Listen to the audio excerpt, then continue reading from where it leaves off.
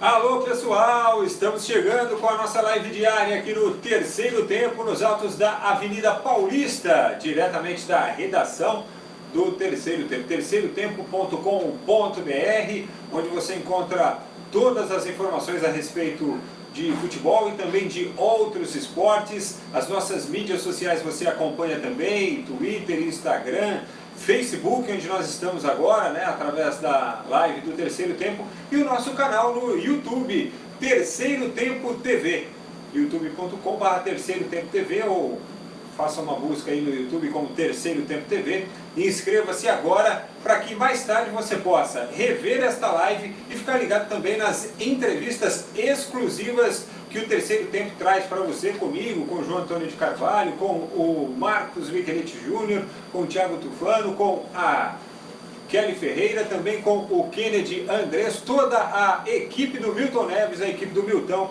apostos para trazer para você conteúdos exclusivos também lá no nosso canal do YouTube. Nós vamos falar muito sobre seleção brasileira, sobre os campeonatos estaduais. Aliás, antes de acionar o bom dia aqui do João Antônio, lembrar que amanhã, na live da terça-feira, nós estaremos depois do jogo da seleção brasileira, hein? A seleção joga às 15:45 contra a Alemanha e a gente chega coladinho com o jogo da seleção, depois de Alemanha e Brasil, diretamente de Berlim, para analisar aquilo que foi o jogo da seleção brasileira, projetar já também a primeira partida de volta da semifinal do Campeonato Paulista. Amanhã conheceremos o primeiro finalista. Tudo isso comigo, contigo e com ele, com João Antônio de Carvalho, o homem do esporte olímpico do Brasil. Tudo bem, João? Grande abraço, Frank, grande abraço. Mais uma vez, obrigado pela participação de todos, acompanhando aqui nos canais do Terceiro Tempo. E só antes de começar a falar de futebol, você falou em conteúdo exclusivo, lá no nosso YouTube TV já tem uma entrevista exclusiva com a Fabiana Múria.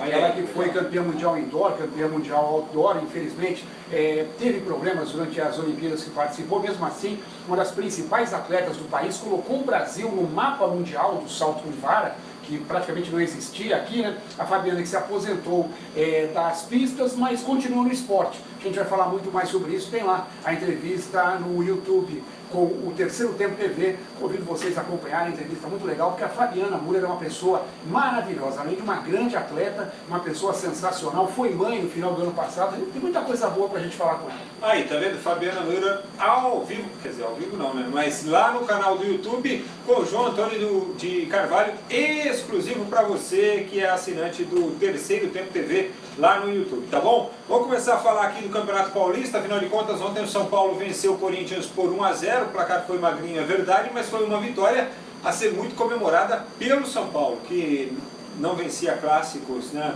este ano foi o primeiro, e leva uma pequena vantagem para o jogo da volta. Agora, João Antônio de Carvalho vai analisar o que foi essa vitória do São Paulo, 1-0 contra um Corinthians bastante desfalcado, João Antônio. O jogo eu entendo que foi muito chato. Inclusive no meu comentário na página do Terceiro Tempo, eu falei que quando os dois times entraram com 3 volantes cada um, todo mundo pensou que ia ser um jogo de xadrez. Foi realmente um jogo de xadrez, mas só trabalharam os cavalos e os peões. Faltou rei, faltou rainha, faltou bispo, faltou muito futebol realmente. O jogo foi muito fraco tecnicamente, muito amarrado.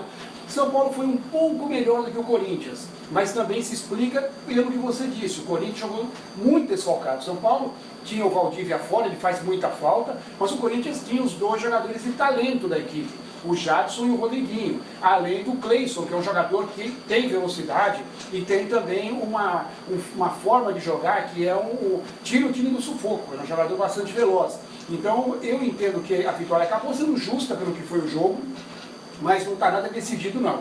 Acho que o Corinthians pode reverter o quadro jogando em casa, a torcida vai apoiar, vai realmente fazer um barulho muito grande, e aí eu fico perguntando, né? Por que os técnicos, muitas vezes, eles tomam esse tipo de atitude? O Aguirre, ele trocou 6 por meia dúzia, praticamente, ele não tirou os volantes do time do São Paulo. Por que não tentou, com o Corinthians tão desfalcado, já matar o jogo, já tentar matar o confronto, fazendo um segundo gol, sufocando um Corinthians que estava realmente perdido com tantos jogadores suplentes? A gente viu, inclusive, no lance do gol, o Antoine acabou errando, porque os jogadores do São Paulo foram em cima dele, fizeram uma certa pressão, não foi uma pressão, mas fizeram uma bafinha e saiu o gol. Então eu acho que o Aguirre poderia ter tido mais coragem. E o Carille também, eu acho que ele pensou que era para decidir na Arena. Ele não quis correr riscos também. Ele poderia ter aberto um pouco mais o Corinthians, tentado empatar o jogo, ficar numa situação mais tranquila. Então eu vejo que os dois técnicos foram muito responsáveis pelo jogo fraco que aconteceu ontem no Morumbi.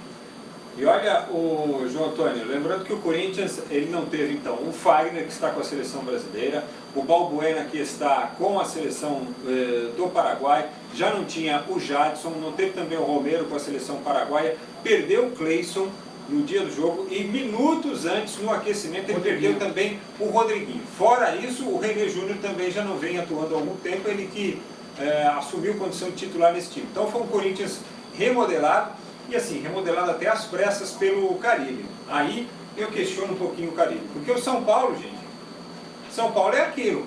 O João Antônio deu a letra aqui, o time vencendo por 1-0, o time se segurou com a possibilidade, de repente, de ser um pouquinho mais ofensivo, ir um pouquinho para cima, tentar o segundo gol, ou pelo menos tentar encaixar um contra-golpe. No início a gente viu do São Paulo no segundo tempo contra o Corinthians, que estava desfigurado, certo? Então eu acho que o Carille errou quando ele, por exemplo, não lançou o Pedrinho um pouco antes do jogo, ou de repente, ao invés de sair com 3 volantes para dar aquela caldeada no meio campo como ele fez, sai direto com o Pedrinho, um jogador que tem uma característica um pouquinho mais insinuante, que usa mais velocidade, que parte para cima do adversário.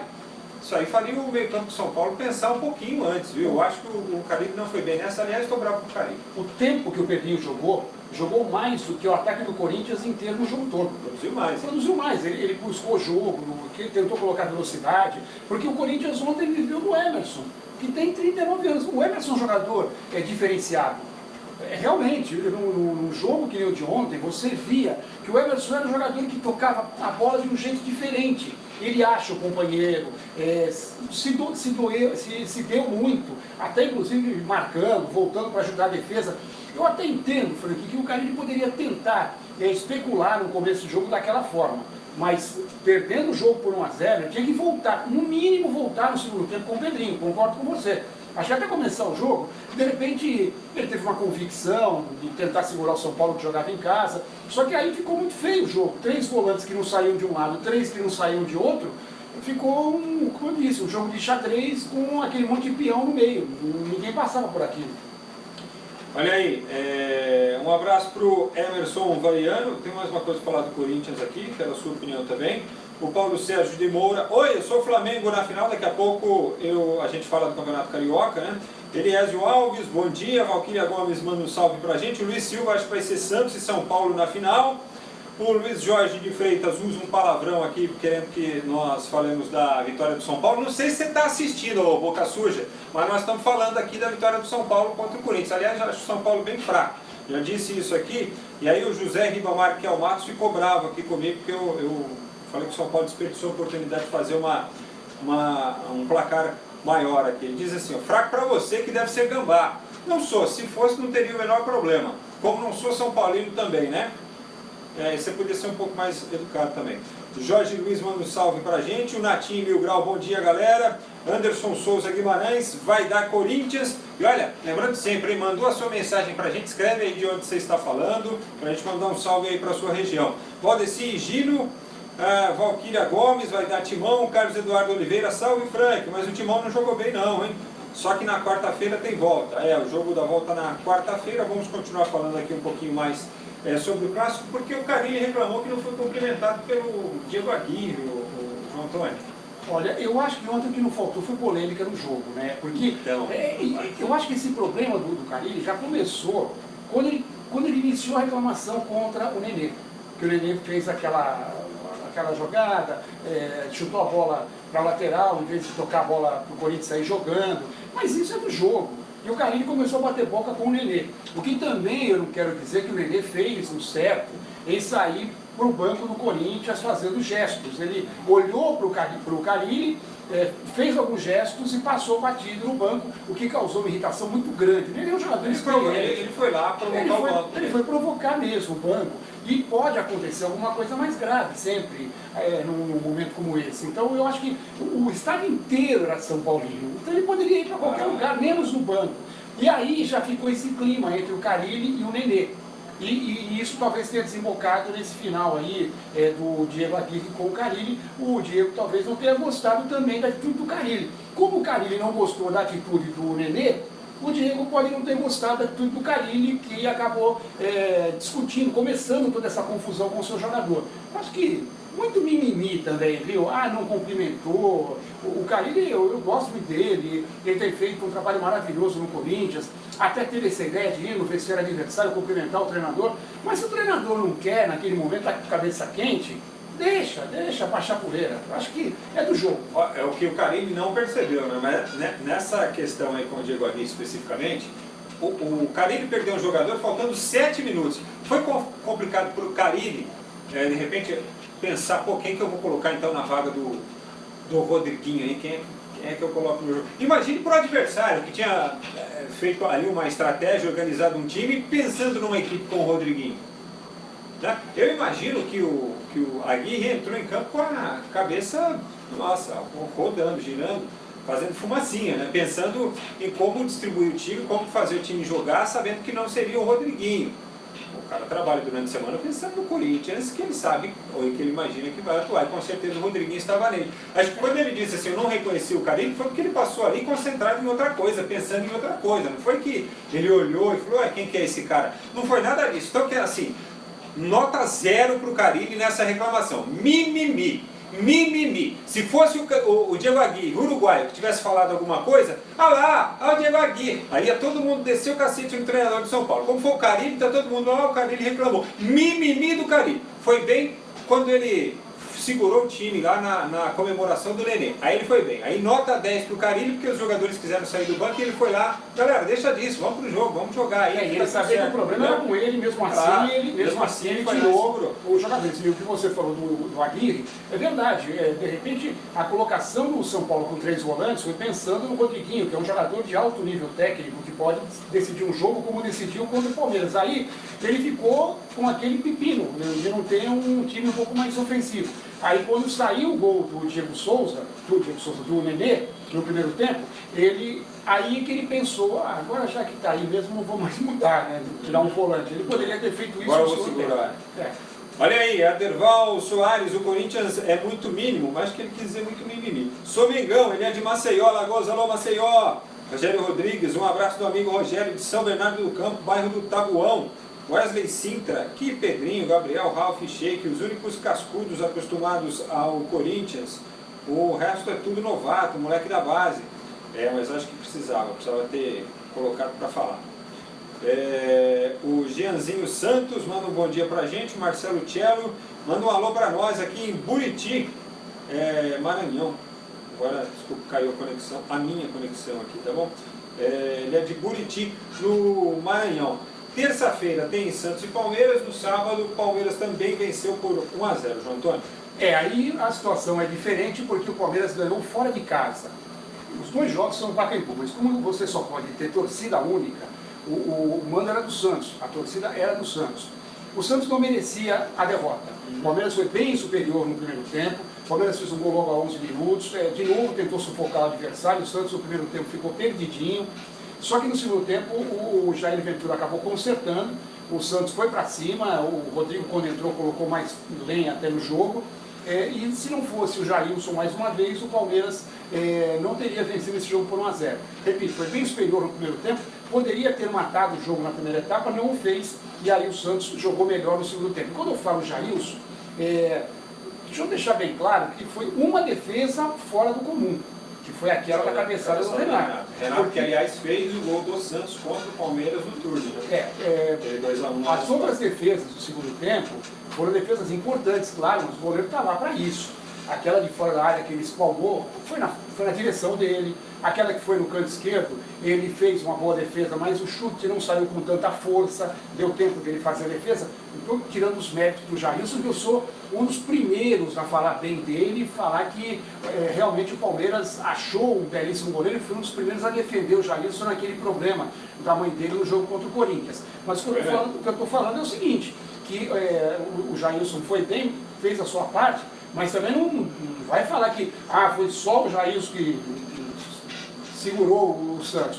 O Santos teve chances, desperdiçou e agora vai ficar muito difícil, porque o Palmeiras com a sua torcida vai de novo colocar uma pressão em cima do Santos. Eu acho que a tendência é ganhar o segundo jogo e se classificar para a final.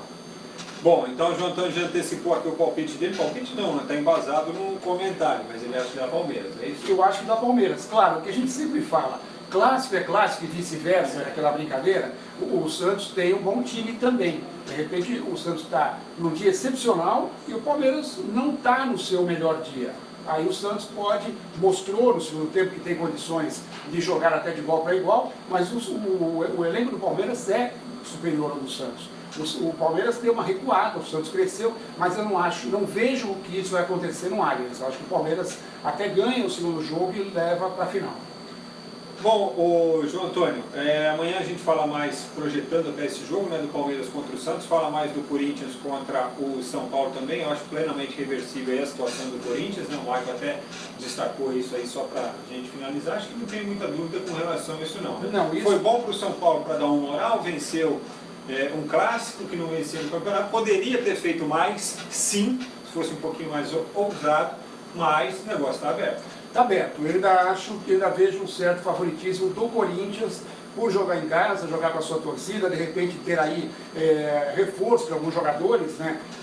Não sei, de repente alguém que jogue na terça-feira em sua seleção possa até voltar e reforçar, já que o jogo vai ser quarta-feira à noite, né? Então o Corinthians deve receber desses 7 aí, pelo menos uns 4 ou 5 reforços.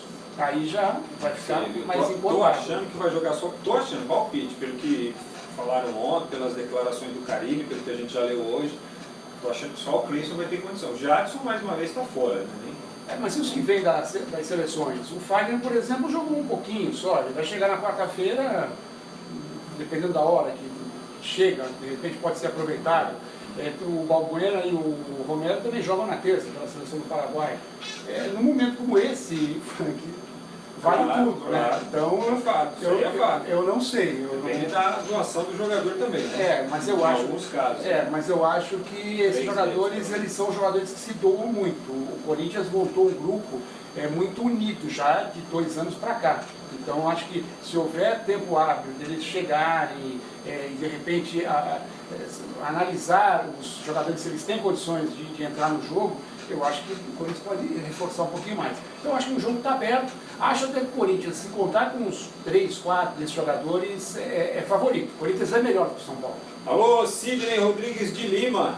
Muitos não conhecem o Corinthians, escreve aqui. Pinheiro Júnior manda um salve pra gente e diz assim o Sidney, nós vamos saber quem é o Carille.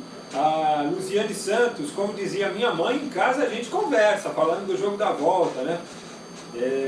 Se o Corinthians jogar bem, ganha tranquilo, ela acha aqui. Flávio Rios, bora Verdão, ele é torcedor do Palmeiras, obviamente, né?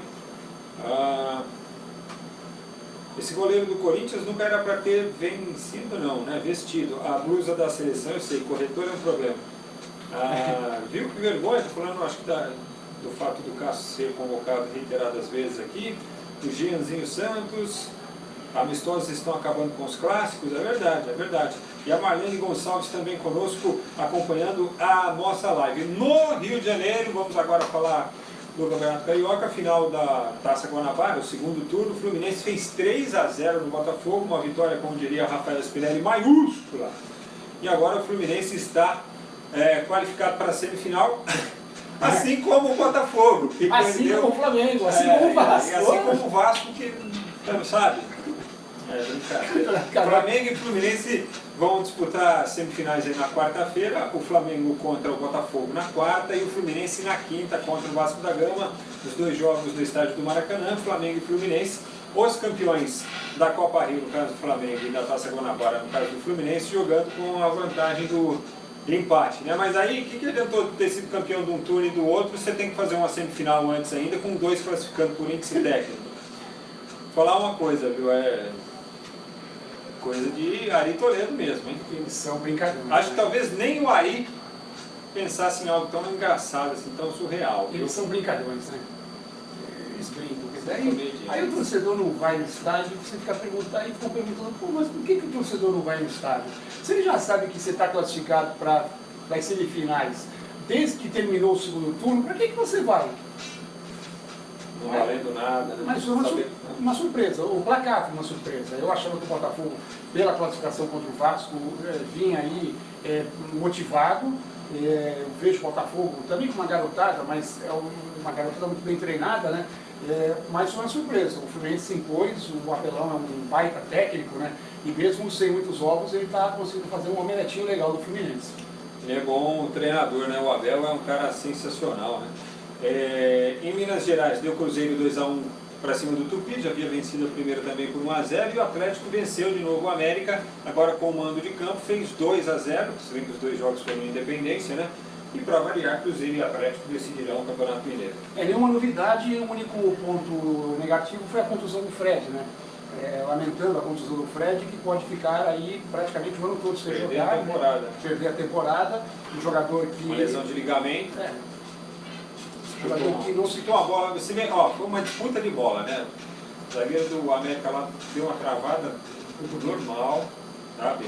Não foi com maldade, não. Não foi com maldade, foi uma disputa, mas assim, infelizmente por Fred, né, que vinha retornando de uma lesão muscular aí, compromete a temporada, a previsão inicial de volta só para outubro, né, João?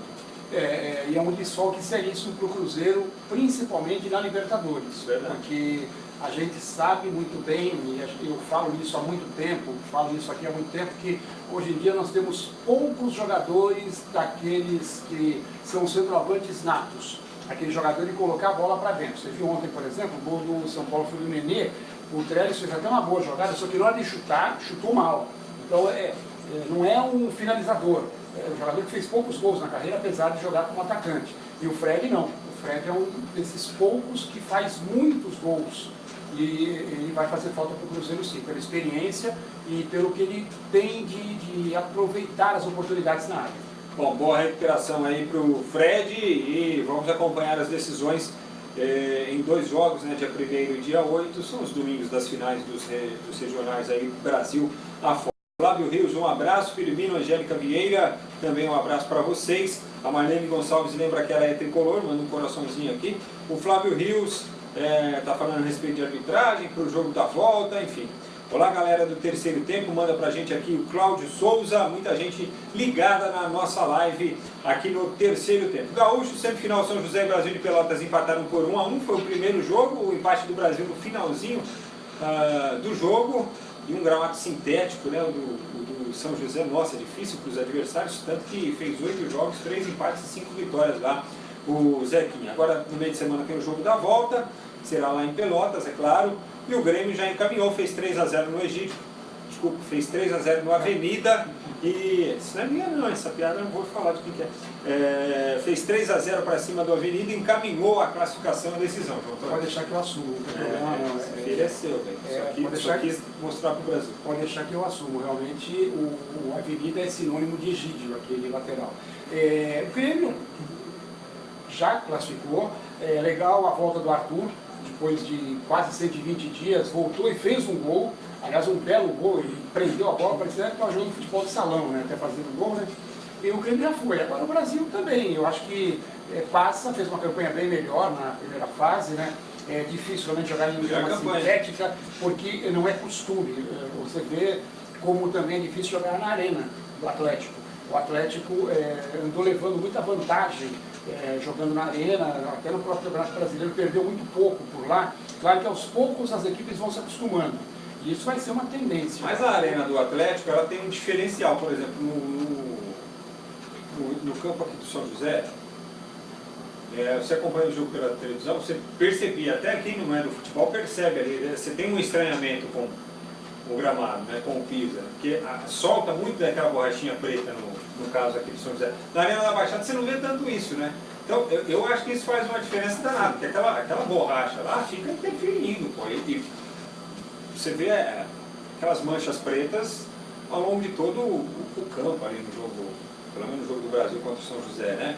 Então assim, eu acho que piso lá, o gramado da Arena da Baixada leva uma vantagem com relação às outras arenas de sintético aí pelo Brasil afora. Agora o Brasil, hein?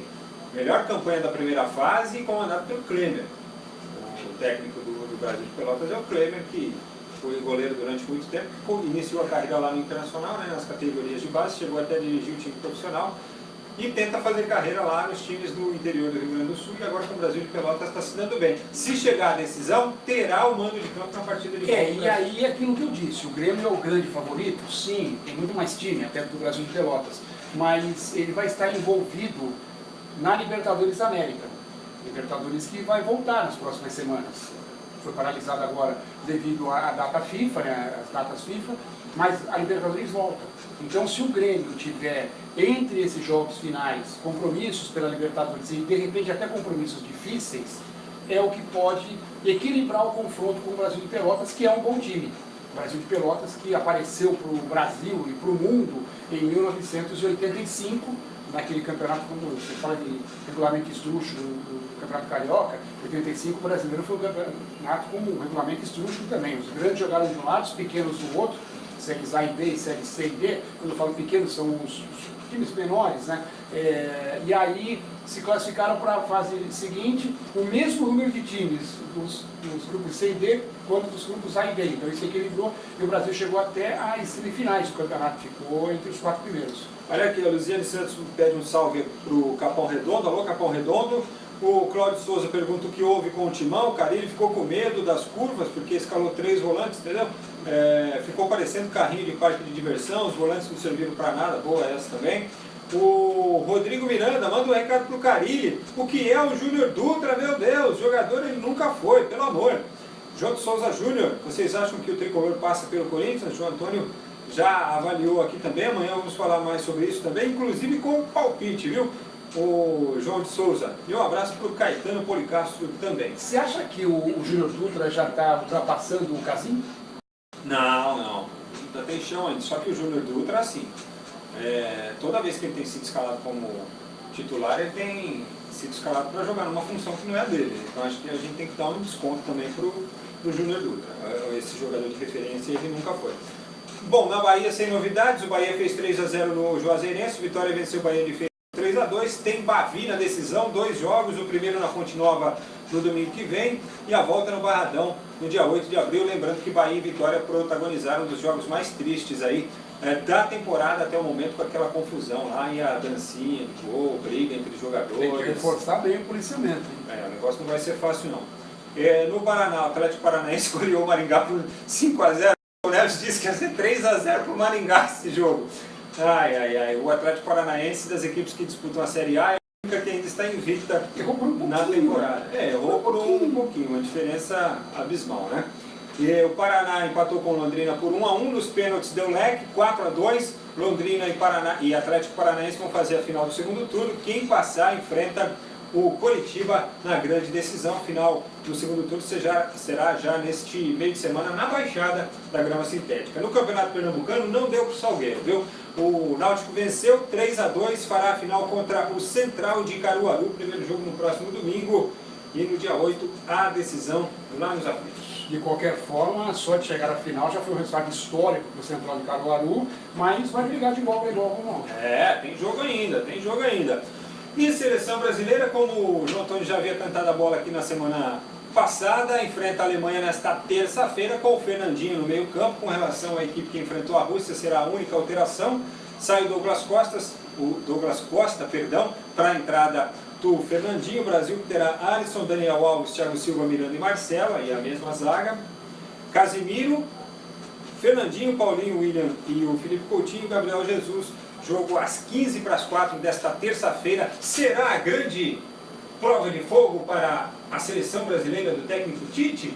Eu acho que sim, porque com certeza, e a Alemanha é desfalcada, né? A Alemanha liberou o Ozil e também o Miller, 2 jogadores que participaram do titulares do empate 1-1 contra a Espanha. O Miller inclusive fez o gol da Alemanha, né? O Rodrigo fez o gol da seleção espanhola.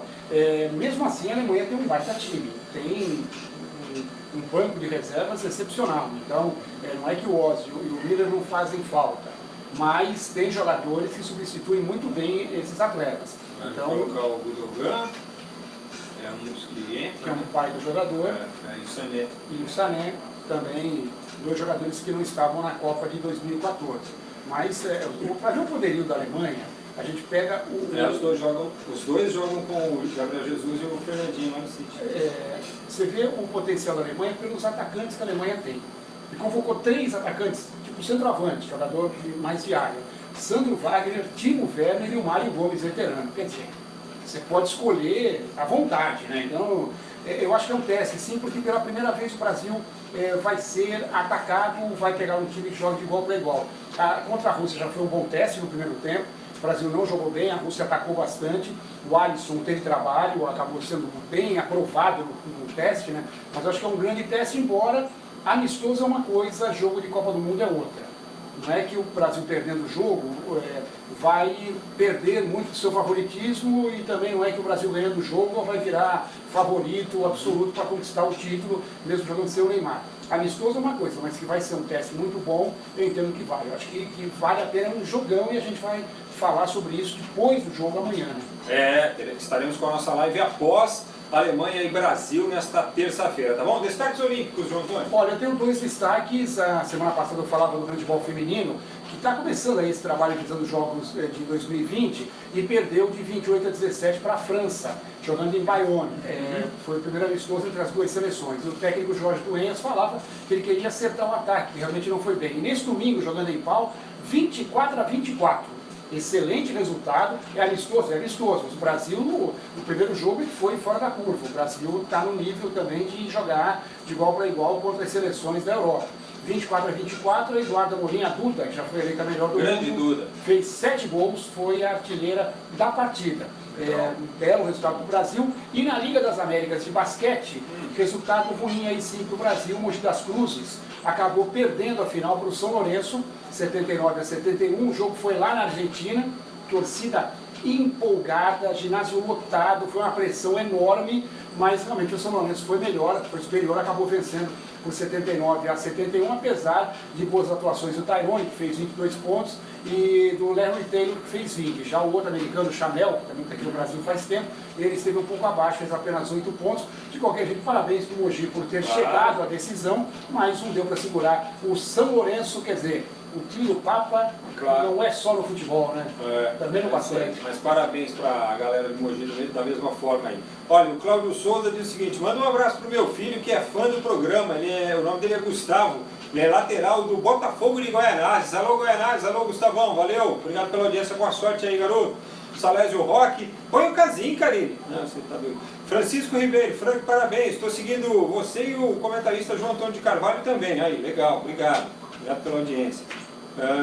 Rodrigo Miranda, então como os caras emprestam o Carlinhos, que se destacou na base e muito, aí eles me falam que está difícil achar alguém no mercado. O André Oliveira, Palmeiras será campeão paulista. O Silvio Dias diz que o espírito esportivo perdeu acima de tudo, tenha equilíbrio. Bom, não sei de quem você está falando, se é de mim ou se é de algum comentário aqui, tá bom? Se for da minha parte, está tudo beleza, tudo em paz, tudo tranquilo. A gente volta amanhã depois do jogo da seleção brasileira para falar de Brasil e Alemanha. Eu, João Antônio de Carvalho, e você aí do outro lado sempre mandando a sua mensagem, participando das lives aqui do Terceiro Tempo. Até mais, pessoal! Abração, grande semana a todos.